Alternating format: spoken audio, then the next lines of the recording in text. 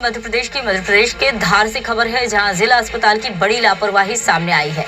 Rape पीड़िता नाबालिग व उसके परिजन इंदौर हाईकोर्ट के आदेश लेकर घूमते रहे, लेकिन इनकी किसी ने नहीं सुनी। और जब पीड़िता ने परिजनों के केंद्रीय राज्य मंत्री सावित्री ठाकुर से मदद की गुहार लगाई, जिसके बाद सावित्री ठाकुर ने अस्पताल प्रबंधन को फटकार लगाई, जिसके बाद आनन फानन में एम्बुलेंस से रेप पीड़िता को इंदौर रेफर कर दिया गया है। वहीं पूरे मामले में पुलिस पर भी लापरवाही के आरोप लगे हैं। दरअसल धार के एक गाँव की 13 साल की नाबालिग के साथ गुजरात के अहमदाबाद में रेप हुआ था। पूरा मामला संज्ञान में है और राज्य स्तर से पालन प्रतिवेदन मांगा गया है, वो सिविल सर्जन से लिया जा रहा है। क्या लगता है कहाँ इसमें रही सी लापरवाही? नहीं, अभी पालन प्रतिवेदन तैयार हो रहा है, उसके बाद बता सकते हैं। एम्बुलेंस की भी बात आ रही है सामने। हाँ, वो पूरी जांच प्रतिवेदन राज्य स्तर से मांगा गया, वो हम लोग उसकी तैयारी कर रहे हैं। प्रतिवेदन सिविल सर्जन से तैयार करवा रहे हैं।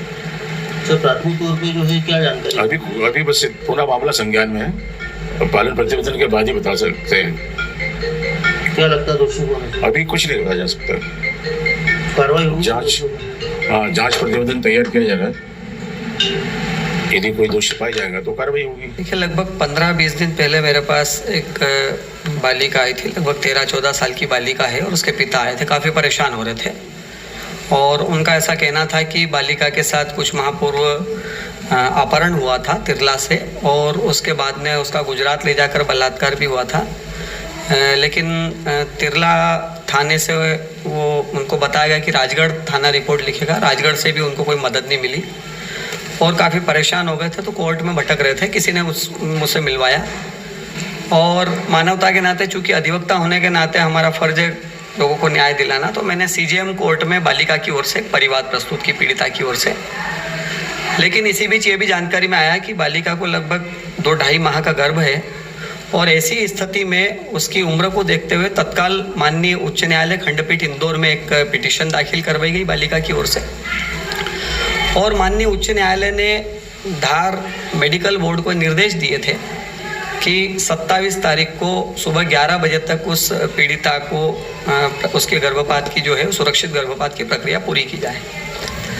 और साथ में ये भी आदेश दिया था कि बालिका की जो रिपोर्ट नहीं लिखी गई है या उसके कहे अनुसार नहीं लिखी गई है, तो उसको लेकर के भी बालिका कॉम्पिटेंट कोर्ट में जो है वो पृथक से कार्रवाई प्रस्तुत कर सकती है।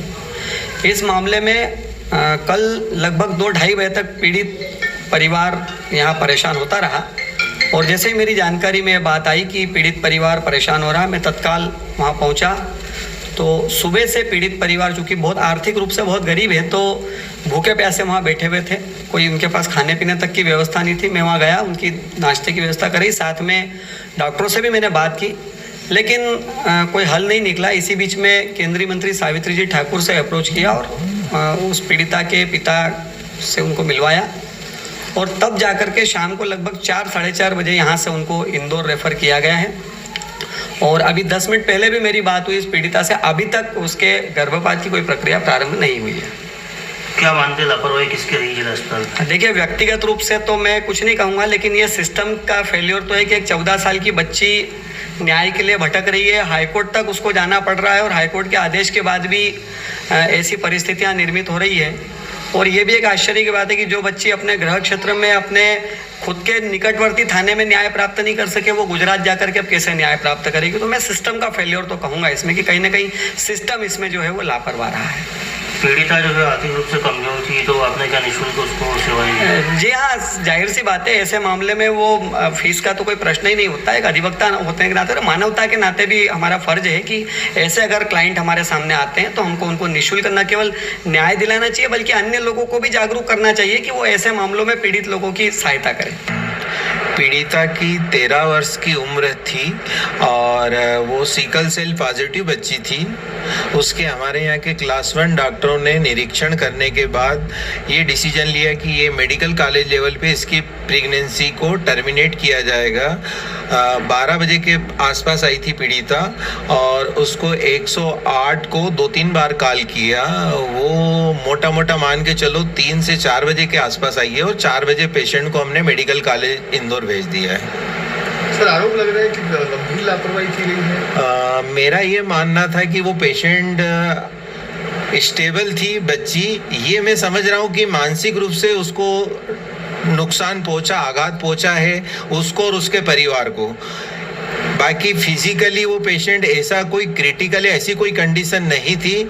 हमारे लेवल पे हमने प्रायोरिटी बेस पे 108 को कॉल करके इसको हमने यहाँ से जितनी जल्दी भेज सकते थे भेज दिया। बताया जा रहा है कि 11 बजे पेशेंट आपके यहाँ पहुंचा। मेरे पास ओपीडी टिकट उसका 12 बजे का बना हुआ है और जैसे उसके पेपर कंप्लीट करने में 1-2 घंटे तो लगते हैं।